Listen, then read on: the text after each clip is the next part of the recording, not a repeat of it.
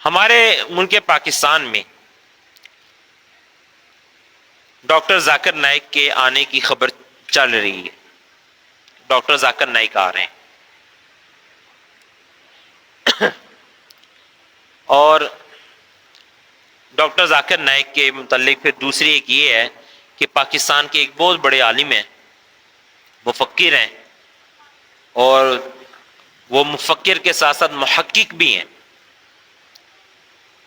بہت بڑے عالم ہیں، حضرت علامہ مولانا اشرف حاصل جلالی صاحب. ان کی طرف کے الفاظ یہ سننے کو ملتے ہیں کہ بھی انہوں نے مناظرے کا چیلنج کیا ہے. حقیقت میں مجھے ابھی اس چیز کا علم نہیں ہے کہ انہوں نے اپنی کوئی ویڈیو کے ذریعے یہ مناظرہ کا، یہ سوشل میڈیا پہ جو معاملات ہیں وہ ہے اس کے اوپر جو ہے نا علماء نے بہت ساری گفتگو کی ہے کہ بھی مناظرہ نہیں ہونا چاہیے. ذاکر نائک جو ہیں وہ تقابلی ادیان کے علم رکھتے ہیں، ٹھیک ہے نا. اب ڈاکٹر ذاکر نائک کے بارے میں آپ کو بتاتا ہوں. یہ جہالت کی پھیلنے کی ایک وجہ ہے. ڈاکٹر ذاکر نائک صاحب جو ہے نا وہ ایک ڈاکٹر ہیں، اور وہ ڈاکٹر کس چیز کے ہیں؟ اسلام کے. یا انہوں نے پی ایچ ڈی کی ہوئی ہے کسی اسلامیات کے اوپر؟ نہیں، وہ ایک M B B S doctor ہیں، M B B S doctor ہیں،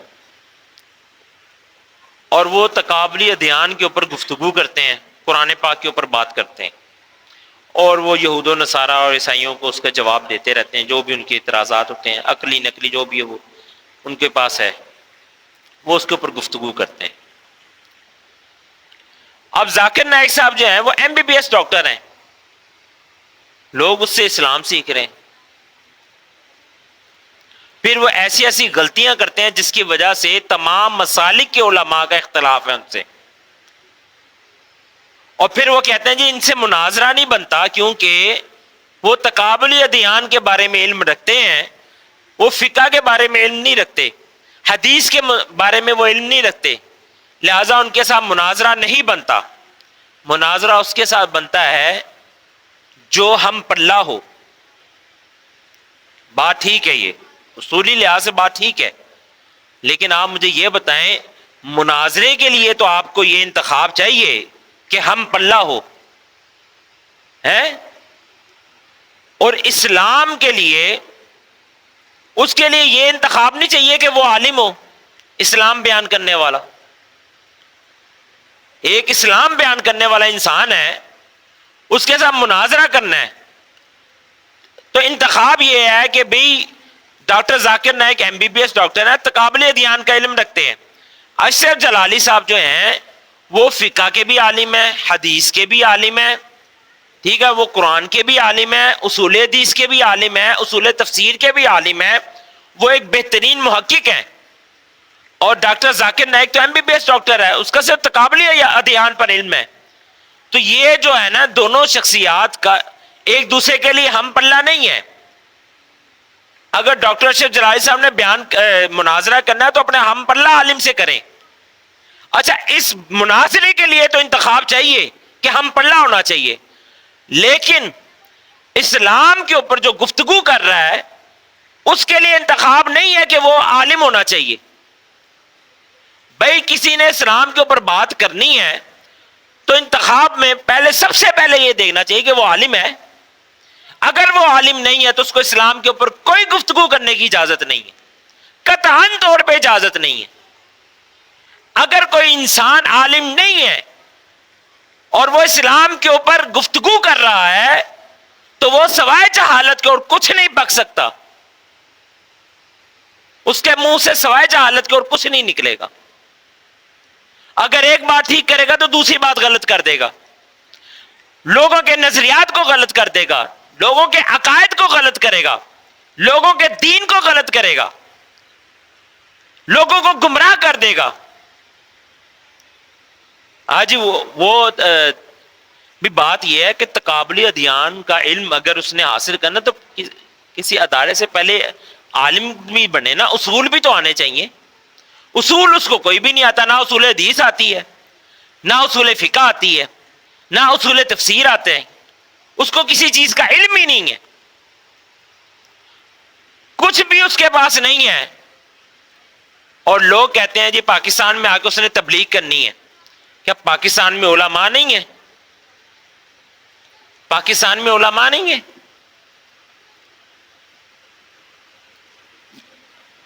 ایسے اللہ تعالیٰ معاف فرمائے، آنکھوں کو بند کر کے بھی کسی کے اوپر اعتراض نہیں کرنا چاہیے۔ کسی بھی مسئلہ کا کوئی بندہ ہو نا، آنکھیں بند کر کے اعتراض نہیں کرنا چاہیے، آنکھیں کھول کر دیکھنا چاہیے کہ میں نے جو اعتراض کرنا ہے وہ ٹھیک ہے یا غلط۔ اچھا، اور ایک دکھ کی بات بتاؤں آپ کو، سارے مسالک کا یہ اعلان ہے کہ وہ عالم نہیں ہے۔ ڈاکٹر ذاکر نائک تمام مسالک کا یہ اعلان ہے کہ وہ عالم نہیں ہے، تمام مسالک کا یہ اعلان ہے کہ وہ فقیہ نہیں ہے، فقہ کو نہیں جانتا۔ تمام مسالک کا یہ اعلان ہے کہ وہ حدیث کا علم نہیں جانتا ہے۔ تمام مسالک کا یہ اعلان ہے کہ وہ اسلام کے اصولوں کو نہیں جانتا، اور تمام مسالک یہ کہتے ہیں کہ ہمارا اس کے ساتھ اختلاف ہے کئی وجوہات پہ، کہیں نہ کہیں وہ باتیں غلط کرتا ہے۔ لیکن آپ یہ دیکھیں کہ تمام مسالک پاکستان میں مل کے، تمام مسالک پاکستان میں مل کے یہ قانون نہیں بنا رہے کہ ایسے شخص کو گفتگو کرنے کی نہ ممبر رسول پہ اجازت ہے کہ جو عالم نہ ہو، اور نہ کسی اور پلیٹ فارم پہ اس کو اجازت ہے کہ وہ گفتگو کرے اسلام کے اوپر۔ تمام مسالک اس بات پہ اکٹھے نہیں ہو رہے، اس میں تو فرقہ واریت نہیں ہے نا، اس پہ تو اکٹھا ہونا چاہیے نا سب کو۔ بھائی ایک بندہ عالم ہی نہیں ہے، اہل حدیث ہیں، انہوں نے ایک ڈگری دی ہے بھی یہ بندہ عالم ہے، سمجھ آتی ہے اہل حدیث کا یہ عالم ہے، جی مستند ہے نا، اہل حدیث نے ایک ڈکلیئر کر دیا کہ بھی یہ عالم ہے، ہم نے اس کو سند جاری کر دی ہے، پتہ چل گیا جی یہ عالم ہے۔ دیوبندیوں نے ایک عالم بنایا، اس کو سند جاری کر دی، پتہ چلا جی بھی یہ بھی عالم ہے۔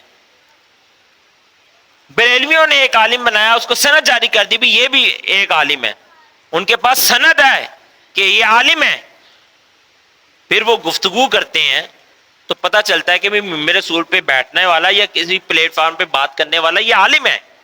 صرف سیم یہی بات ہے، سیم یہی بات۔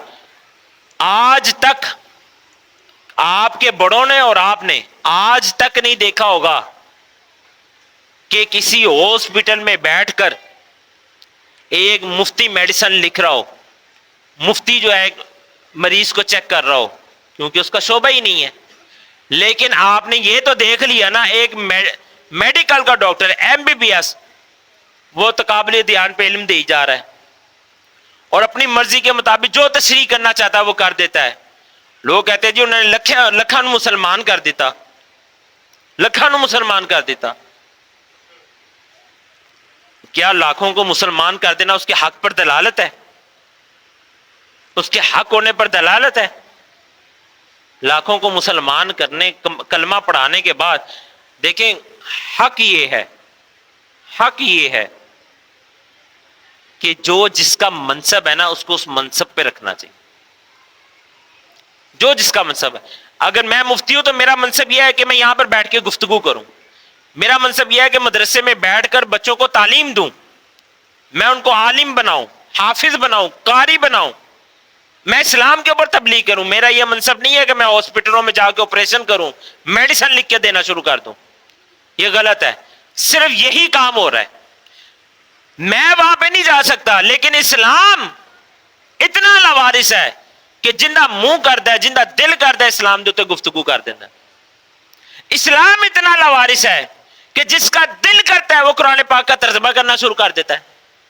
اسلام اتنا لاوارث ہے کہ جس کا دل کرتا ہے وہ قرآن پاک کی تفسیر کرنا شروع کر دیتا ہے۔ جس نے قرآن پاک کا ترجمہ کیا اسے پوچھو بھائی تو نے علم حاصل کیا؟ 22 علوم اگر کسی کو آتے ہو نا، 22 علوم اگر وہ عالم ہو اور ازبر اس کو علم آتا ہو، ہر وقت اس کو 22 علوم آتے ہو، پھر جا کے قرآن پاک کا ترجمہ تفسیر کرے تو پھر سمجھ میں آتی ہے بات۔ پھر تو سمجھ میں آتی ہے. پڑھا اس نے ایک علم نہیں ہے اسلام کا, نہ اس نے صرف پڑھی, نہ پڑھی, نہ منطق پڑھی, نہ حدیث پڑھی, نہ اصول حدیث پڑھی, نہ اصول تفسیر پڑھی, نہ تفسیر پڑھی. ٹھیک ہے, کوئی علم اس کے پاس نہیں ہے, نہ بلاغت کا علم ہے, کوئی علم دین کا اس نے حاصل نہیں کیا. اور وہ بدبخت انسان قرآن پاک کا ترجمہ بھی کرتا ہے, قرآن پاک کی تفسیر بھی کرتا ہے, اور پڑھنے والے لوگ کہتے ہیں واہ جی واہ کیا بات ہے, اے گا صحیح کیتی ہے نا. کیوں؟ کیونکہ اس کی جو جہالت ہوتی ہے نا, جو شیطان ہوتا ہے نا, شیطان وہ جہالت والی بات کو ہی آپ کے اندر پسند کرتا ہے. بھئی یہ ہے نا کنی سونی گل کی تھی, یہ دیکھنا ہی نہیں کہ یہ بات اصول حدیث اصول تفسیر کے مطابق ٹھیک بھی ہے یا نہیں. یعنی اسلام اتنا لاوارث ہے. حکومت پاکستان کو چاہیے کہ پاکستان میں جتنے قرآن پاک کے تراجم ہیں, جتنے تراجم ہیں, ان کو چاہیے کہ وہ ترجمہ جو ایک عالم کا نہیں ہے اس کو ختم کر دینا چاہیے, اس کو شائع نہیں کرنا چاہیے. نمبر 1, حکومت پاکستان کو چاہیے کہ ایسی تفسیر جو کسی عالم نے نہیں لکھی, کسی عالم کی نہیں ہے, اس تفسیر کو ختم کر دینا چاہیے, اس کو نشر نہیں کرنا چاہیے اسے. اور جو سند یافتہ لوگ ہیں, جو عالم ہیں, محدث ہیں, محقق ہیں, مفسر ہیں, جن کے پاس سند ہے اس چیز کی, اگر وہ قرآن پاک کا ترجمہ اور تفسیر کرتے ہیں تو اس کے اوپر بھی ایک ٹیم بنائی جائے, اور ٹیم بنانے کے بعد پھر اس کتاب, جب وہ ٹیم فیصلہ کر دے کہ یہ بالکل ٹھیک ہے, اس کے بعد اس کتاب کو نشر کر دینا چاہیے. لیکن پاکستان میں کوئی رول نہیں ہے, کوئی اصول نہیں ہے, کوئی اصول نہیں ہے. یہ ہے جہالت, یہ ہے جہالت کہ حق کے اوپر کوئی کھڑا نہیں ہوگا, حق کے اوپر کوئی کھڑا نہیں ہے. ڈاکٹر ذاکر نائک نے آنا پاکستان میں, ارشد جلالی صاحب نے مناظرے کا چیلنج کر دیا, کسی نے یہ نہیں کہا کہ یار ڈاکٹر ذاکر نائک کو پاکستان میں آ کے گفتگو نہیں کرنی چاہیے, یہاں پہ علماء موجود ہیں. ڈاکٹر ذاکر نائک عالم نہیں ہے, وہ تو MBBS ڈاکٹر ہے, اس کو یہ زیب ہی نہیں دیتا کہ وہ اسلام کے اوپر تبلیغ کرے یا اسلام کے اوپر بات کرے. یہ علماء کا فریضہ ہے, یہ عالم کا فریضہ ہے, MBBS ڈاکٹر کا فریضہ نہیں ہے. یہی جہالت ہے جس کی وجہ سے ہمارے اندر پھوٹ پڑی ہوئی ہے, یہی جہالت ہے جس کی وجہ سے ہماری نسل برباد ہو رہی ہے, اور اس جہالت کو ہم سمجھ نہیں پا رہے. خدا را اس جہالت سے کوئی تعلق نہ رکھیں. یہ علماء سے بھی کہتا ہوں, تمام مسالک کے علماء سے مخاطب ہو کر یہ کہتا ہوں کہ تمام مسالک کے علماء یہ سن لیں, تمام مسالک کے علماء کو مل کر یہ بات کرنی چاہیے کہ پاکستان کے کسی بھی اسلام کے پلیٹ فارم پر ایسا شخص جو عالم نہیں ہے اس کو گفتگو کرنے کی اجازت نہیں ہے, یہ قانون بنا دیا جائے. پاکستان کی جتنی مساجد ہیں ایسے شخص کو ممبر رسول پر بیٹھنے کی قطعاً اجازت نہیں ہونی چاہیے جو کسی مستند ادارے سے سند یافتہ عالم نہیں ہے. یہ قانون ہونے چاہیے. یہ ہے, جب ایسے کام کریں گے تبھی تو اسلام عروج پر آئے گا نا.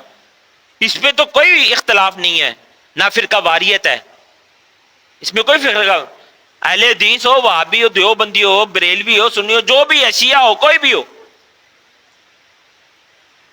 اس بات پر سب کو متفق ہونا چاہیے کہ ممبر رسول ایسا ایک مقام ہے جہاں پہ صرف اہل علم کو بیٹھنا چاہیے, اس کے علاوہ کسی کو نہیں. اور اہل علم علماء ہیں, MBBS ڈاکٹر نہیں ہے. اللہ رب العالمین ہمیں حق کے ساتھ کھڑے ہونے کی توفیق عطا فرمائے, حق کو سمجھنے کی توفیق عطا فرمائے, حق کو قبول کرنے کی توفیق عطا فرمائے, اور حق کی آواز بلند کرنے کی توفیق عطا فرمائے. وما علینا الا البلاغ.